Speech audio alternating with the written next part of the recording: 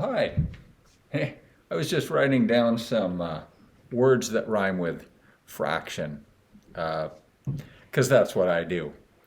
Hey, today we're going to take what you already learned before break about adding fractions with unlike denominators. Remember, that means where the bottom numbers in two fractions are different than each other.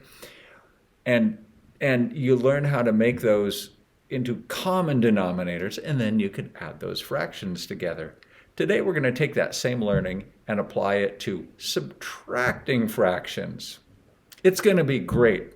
So we're going to start out by looking at some egg carton examples, and then we'll get back to the paper pencil method. So come with me to the land of number frames. Well, here we are in the land of number frames.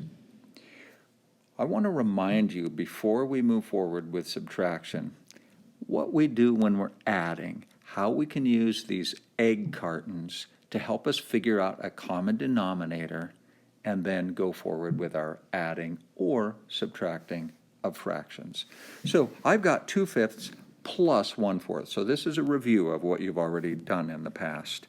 So I've got to make a 5 by 4, 5 by 4, 5 by 4 egg carton.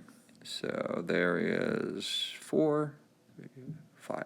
4 by 5. Use this. Okay, there we have it. Since I have fifths and I have fourths, I just multiply those together, and I end up with 4 this way and 5 this way. So we are actually multiplying 4 by 5, and we've got end up with 20 slots in there. So our common denominator is going to be 20ths. I'm going to write that in right now. It's going to be something 20ths. All right, so I'm going to put some, I've got to divide this up first into fifths. All right, 1, 2, 3, 4, 5. Well, that's weird to think about. It's a 1/5 there, 2/5, 3/5, 4/5, 5/5. Okay. All right, and I'm going to fill 2 of those fifths with eggs.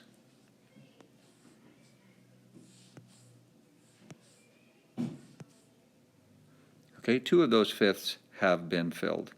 And now I could divide this same egg carton into fourths, but I'm going to do a little bit different technique. I'm going to make another egg carton, same size, and I'm going to divide this one into fourths.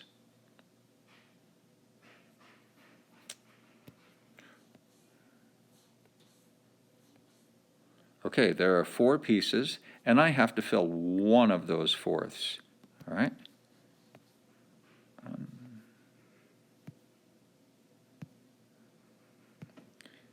There. Now I have modeled 1/5 and 1/4. And to add those together, I just simply combine them. I'm going to choose one of the egg cartons, and I'm going to put all of the eggs in that carton. I think I'll put them all in this carton. All right. And don't really need this carton anymore. Can just kind of don't need that carton. And it looks like out of 20 eggs and 20 slots in a carton, I've got 1, 2, 3, 4, 5, 6, 7, 8, 9, 10, 11, 12, 13 of them filled. So I've got 13 20ths. All right, now we can apply that same thing to subtraction. And here's what I'm going to do. I'm going to erase all the marks. I'm going to remove eggs. Start getting them out of there. I'll use some of those again.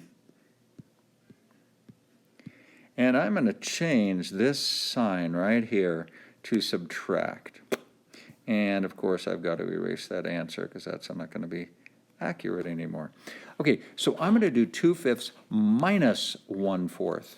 So I'm going to do the same thing I did to begin with last time. I'm going to divide this into fifths. Okay, there are fifths. And I'm going to fill 2 of those fifths. 1, 2, 3, 4, and 1, 2, 3, 4. Okay, I have just represented 2 fifths right here. Now here's where it gets a little bit different. I'm going to divide this into fourths. And I've got to take away 1/4. In other words, I've got to take this much away from that 2/5. So here's all I'm going to do. I'm going to start moving eggs away from the 2/5 into this box. And there, I have just taken 1/4 worth of eggs away from this carton. And I am left with 3 eggs out of 20. So I am left with 3/20. So 2/5 minus 1/4. We can use 4 times 5, 20 as the common denominator. We can use 20 as the common denominator because that's 4 times 5. It's this times this. That gives us a common denominator. Oh, wasn't that nice? Well, let's take a look at how we can apply those same principles to a paper pencil or a marker whiteboard method.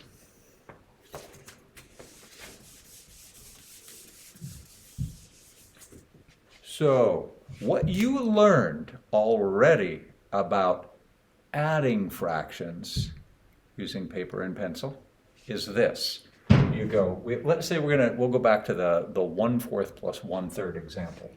1/4 plus 1/3 equals, I don't know. Well, we've got to come up with common denominators. Remember, you don't just add those denominators together, because if you do that, oh man, you're just looking for trouble. Don't do that. So instead, we're going to convert these to equivalent fractions with common denominators. So we're going to convert fourths to, well, we know we can multiply those together. We're going to convert fourths to 12ths, and we're going to convert thirds to 12ths. Okay, so 1/4 in 12ths, let's see, I multiplied that 4 times 3 to get 12, so I also have to multiply the top by 3. 1 times 3 is 3. 3/12. It's the same as 1/4. All right, I multiplied 3 times 4 to get 12, so I also multiply the top by 4. 1 times 4 is 4. 4/12. It's the same as 1/3. Now I can add them together. 3/4, 3/12 plus 4/12 is a total of 7/12.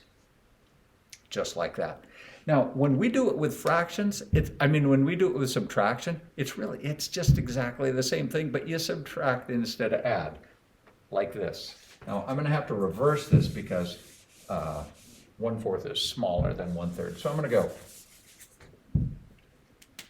1/3 minus 1/4 equals. Okay, and so I'll set up my arrows. And I'm going to use 12 as the common denominator. I multiplied those together. 1/3, I multiplied that by 4 to make 12, so I multiply that by 4 and I get 4. 4, I multiplied that by 3 to get 12, so I multiplied that by 3 also, and I get 3/12. Now, we're subtracting. 4/12 minus 3/12. 4 minus 3 is 1. 4/12 minus 3/12 is 1/12.